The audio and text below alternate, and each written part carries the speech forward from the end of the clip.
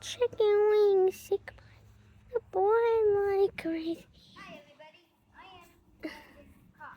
Today I am gonna teach you about the OMS Olympic.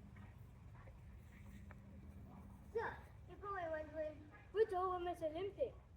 What's that? Huh? Well, I'll tell you. The OMS Olympic was Japan's older sister. I'll say the entire story of the Olympics last nine hours. Just stay tuned to see what happens. It started before the Olympic was even born, even made. Cunard Line, White Star Line's competitor, made two ships, the RMS Lusitania, the RMS Mauritania. Down in the Rocky. They were the fastest ships in the world and the biggest. White Star Line needed to compete with it.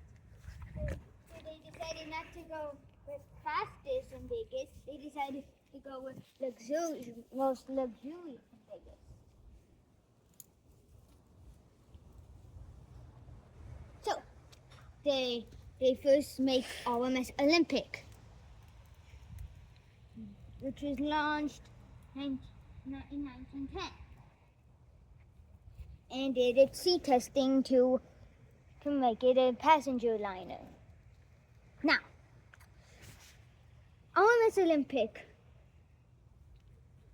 made it to New York, unlike Titan. RMS Olympic was the biggest ocean liner for a while. On its fifth voyage, something devastating happened. It was on its way back from New York when the British warship HMS Hawke whammed. You don't need to get so close to me, Landon. Guys, so we're gonna be editing this part out because I'm climbing up on the trampoline, as you see. So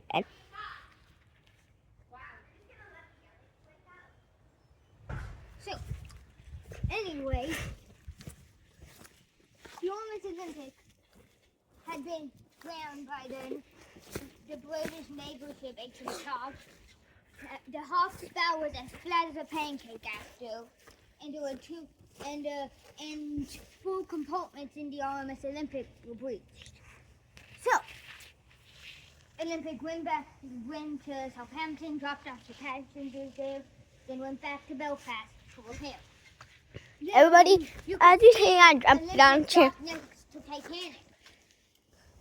So, White Star Line had to make this quick to get Olympic back in service, and took people working on Titanic and put them on work with Olympic to get her back up and running. So after that, RMS Olympic had smooth voyages other than a propeller loss.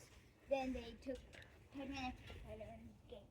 Then in 1911, Titanic was launched. She took her sea test, and on April 10th, 1912, she went off on her voyage. Then on April 15th, 1912, you know the story, she struck an iceberg and sank.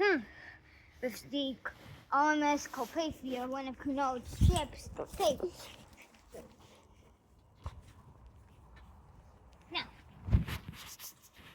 Now let's go back to the Olympic. At this time, Olympic was going back from New York when she was picked up. Titanic's distress call didn't make it in time. And didn't make it. Now, in 1914, World War I broke out, and then in 1950, Lusitania sank from being torpedoed. So, after that,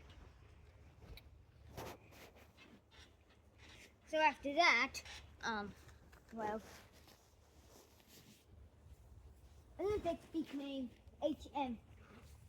Guys, this is getting boring, right? He's doing something which is really boring. So I'm gonna give you something really fun. Dude, put the camera up. Okay. When this is done, I'm gonna make a fun video. Alright? This guy's he's just talking, right? But he's giving you some stuff. So, the RMS Olympics saved RMS Audacious, which had struck a mine. Guys, you have never then seen the cameraman's then face. RMS Olympic was stationary in that area. Never seen the for cameraman's a face. day, for like 2 months. And then became HMT Olympic. Then HMS Britannic was finished, and then 1916 the air mine sank. Now, Olympic Accidentally dropped it.